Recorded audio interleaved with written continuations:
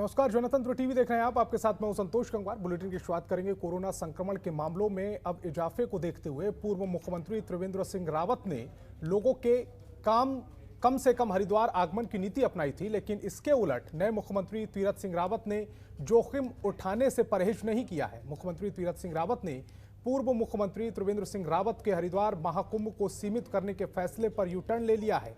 तीरथ सिंह रावत ने कुंभ को व्यापक और बेहद भव्य बनाने के संकेत दिए हैं। सीएम तीरथ सिंह रावत का मानना है कि महाकुंभ 12 साल में आता है। करोड़ों श्रद्धालुओं को सालों से इसका इंतजार रहता है, इसीलिए महाकुंभ में आने के लिए श्रद्धालुओं पर कोई रोक टोक नहीं होगी। इससे पहले एक स्नान में 45 लाख लोग आए थे और महाशिवरात्रि के स्नान में 11 मार्च को 32 लाख लोगों ने स्नान किया।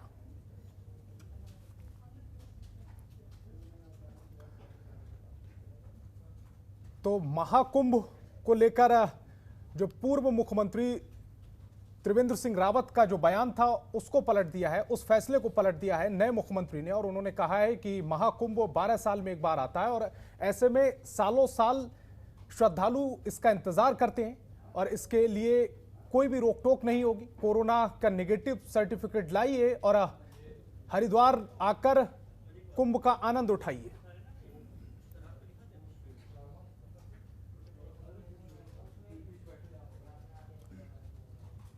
उत्तराखंड के पूर्व सीएम त्रिवेंद्र सिंह रावत हरिद्वार पहुंचे, जहां वे अपने दिए गए बयान का बचाव करते हुए नजर आए। आपको बता दें कि त्रिवेंद्र सिंह रावत ने कहा था कि वे हरिद्वार को चीन का वुहान शहर नहीं बनने देंगे।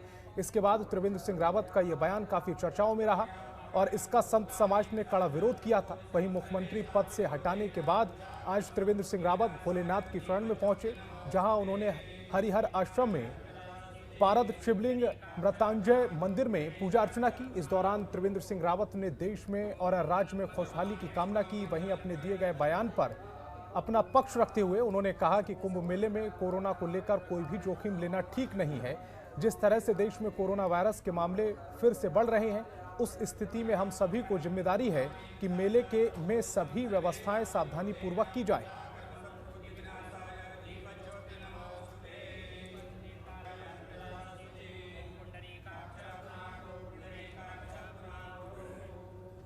कोई भी जोखिम ये ठीक नहीं है। आज देश में फिर 25,000 केस रजिस्टर हुए कल, जो बड़ी चिंताजनक है। और पहले 3 राज्यों में चिंताजनक स्थिति थी, आज 7 राज्यों में चिंताजनक स्थिति हो गई। इसलिए ये जिम्मेदारी हम सबकी है कि हम इसको रोकें। ये ठीक है कि आज टीकाकरण हो रहा है, लेकिन टीके का भी जो असर होगा ये 42 दिन के बाद होगा। और इतना टीका भी देश में उपलब्ध नहीं है, लोग भी इतने अवेयर नहीं है। सच बात है कि अभी भी हम ये कह सकते हैं कि जिस तरह से माननीय प्रधानमंत्री जी ने कोविड वैक्सीन पर काम करवाया है और जिस तरह से आज मार्केट में उपलब्धता है, अभी भी मैं देख रहा हूँ कि कई लोग नहीं लगा रहे हैं। किसी अस्पताल को 200 का कोटा पर डे का मिल रहा है, तो वहाँ 150, 160 ही जा रहे हैं। इसलिए अवेयरनेस की भी ज़रूरत है और जिम्मेदारी की भी जरूरत है। मैंने मुख्यमंत्री जी का पूरा वक्तव्य पढ़ा है। हमने भी यही कहा था कि कुंभ दिव्य भव्य होगा और कोविड गाइडलाइंस का पालन किया जाएगा। अगर आपने उसको पूरा सुना होगा, पढ़ा होगा, तो उसमें उन्होंने भी यही कहा है कि कोविड-19 की जो भी गाइडलाइंस है उसी के अनुसार ये कुंभ होगा। तो उनके कुंभ में जो भी यात्री आते हैं किसी निमंत्रण से नहीं आते, श्रद्धा से आते हैं, आस्था से आते हैं, विश्वास से आते हैं, स्वेच्छा से आते हैं। वो अब भी आएंगे और तब भी आते हैं। आज देश में सरकारी बैंकों के सभी कर्मचारी 2 दिवसीय हड़ताल पर हैं। यह हड़ताल United forum of bank union के बैनर तले किया जा रहा है। साथ ही यह हड़ताल बैंकों के निजीकरण को लेकर किया जा रहा है। बैंक कर्मचारियों की मांग है कि सरकारी बैंकों को निजी हाथों में न सौंपा जाए, इससे कर्मचारियों की नौकरी खतरे में पड़ सकती है। ऐसे में इस हड़ताल का असर हरिद्वार में भी देखने को मिल रहा है। हरिद्वार में भी सरकारी बैंकों के निजीकरण के विरोध में 2 दिवसीय बैंक कर्मचारियों ने हड़ताल की। वहीं कुछ बैंकों ने पहले ही बता दिया था कि उनके यहां हड़ताल की वजह से कामकाज बाधित रहेगा। वहीं बैंक यूनियन हरिद्वार के जिला संयोजक राजकुमार सक्सेना का कहना है कि इस हड़ताल में देश भर में 10 लाख से अधिक कर्मचारी शामिल हुए हैं और इस हड़ताल में सार्वजनिक क्षेत्र के साथ साथ ग्रामीण बैंक भी शामिल हैं। आपको बता दें कि प्रस्तावित निजीकरण के विरोध में कई यूनियनों के सम्मिलित संगठन United form of banking union ने 2 दिवसीय राष्ट्रव्यापी बैंक हड़ताल का ऐलान किया है। वहीं हड़ताल के चलते लोगों को काफ़ी दिक्कतों का सामना भी करना पड़ रहा है। पिछले महीने पेश किए गए केंद्रीय बजट में वित्त मंत्री निर्मला सीतारमण ने सरकार के विनिवेश कार्यक्रम के तहत अगले वित्त वर्ष में सार्वजनिक क्षेत्रों में 2 बैंकों के निजीकरण की घोषणा की थी।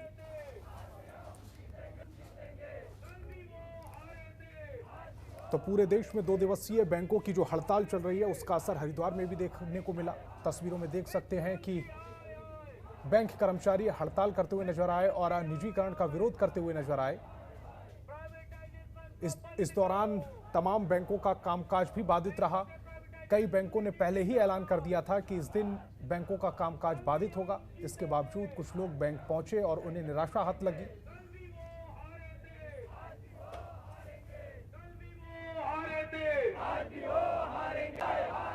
वित्त मंत्री आए, वित्त मंत्री आए, प्राइवेटाइजेशन को बंद करो।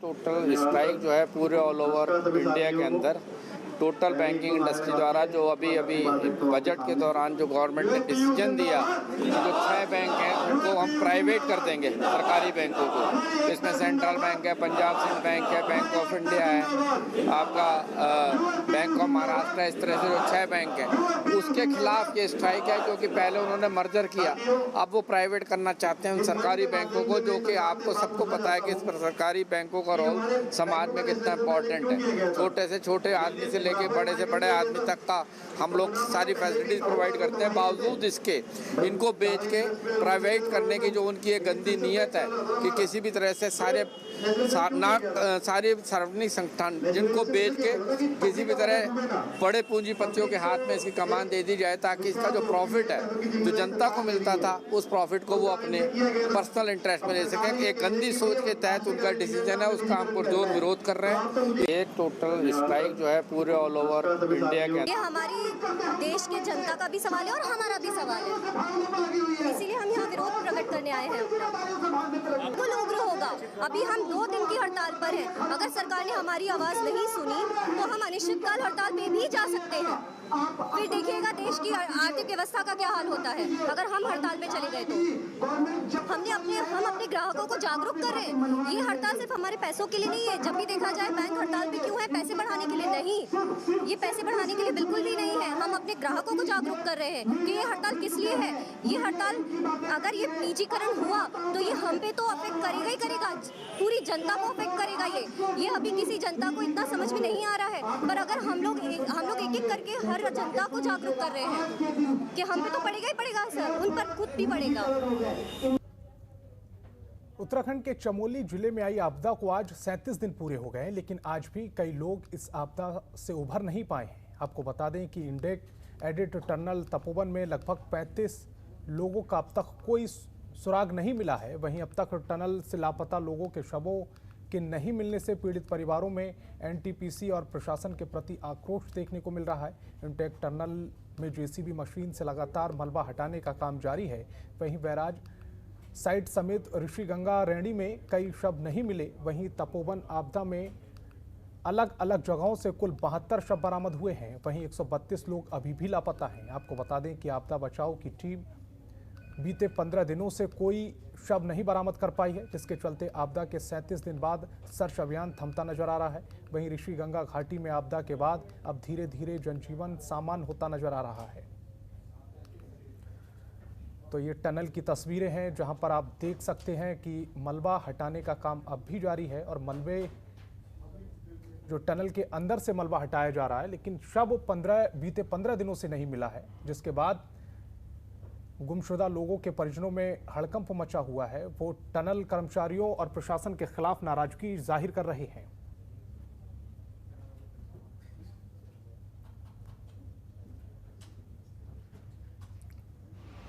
खबर चमोली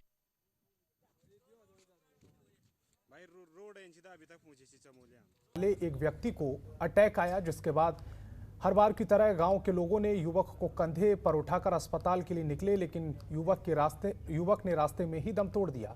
अभी इस घटना में ग्रामीण उभर भी नहीं पाए थे कि गांव का एक युवक पेड़ से गिर गया। ग्रामीण उसे भी कंधे पर लेकर अस्पताल के लिए निकले, तभी उसकी भी रास्ते में मौत हो गई। स्थानीय लोगों का कहना है कि सड़क बनी होती तो समय पर अस्पताल पहुंचाया जा सकता था और जान बचाई जा सकती थी, लेकिन ऐसा नहीं हो पाना दुर्भाग्यपूर्ण है।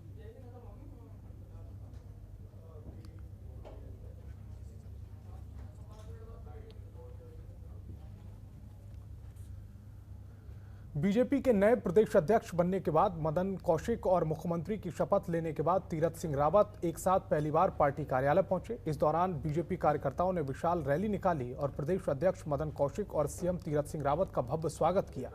वहीं इस दौरान मदन कौशिक ने कहा कि पार्टी ने जो जिम्मेदारी उन्हें सौंपी है वो उसे पूरी निष्ठा के साथ निभाएंगे। वहीं मुख्यमंत्री तीरथ सिंह रावत ने नए मदन कौशिक को नए प्रदेश अध्यक्ष बनने पर शुभकामनाएं दी।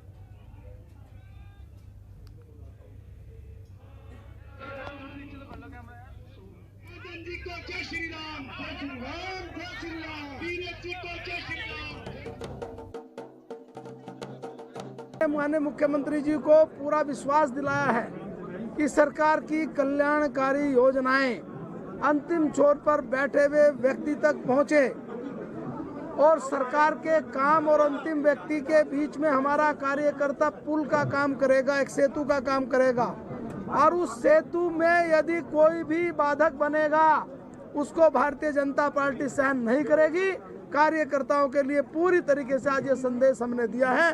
2022 में 60+ इस नारे के साथ आज से हम आगे बढ़ रहे हैं। माननीय मुख्यमंत्री जी को पूरा विश्वास दिलाया है कि सरकार की कल्याणकारी योजनाएं अंतिम छोर पर बैठे हुए व्यक्ति तक पहुंचे और सरकार के काम और अंतिम व्यक्ति के बीच में हमारा कार्यकर्ता पुल का काम करेगा, एक सेतु का काम करेगा और उस सेतु में यदि कोई भी बाधक बनेगा उसको भारतीय जनता पार्टी सहन नहीं करेगी। कार्यकर्ताओं के लिए पूरी तरीके से आज ये संदेश हमने दिया है। 2022 में 60+ इस नारे के साथ आज से हम आगे बढ़ रहे हैं। खबरों के निष्पक्ष विश्लेषण के लिए सब्सक्राइब करें Jantantra TV and press the bell icon. Never miss any update.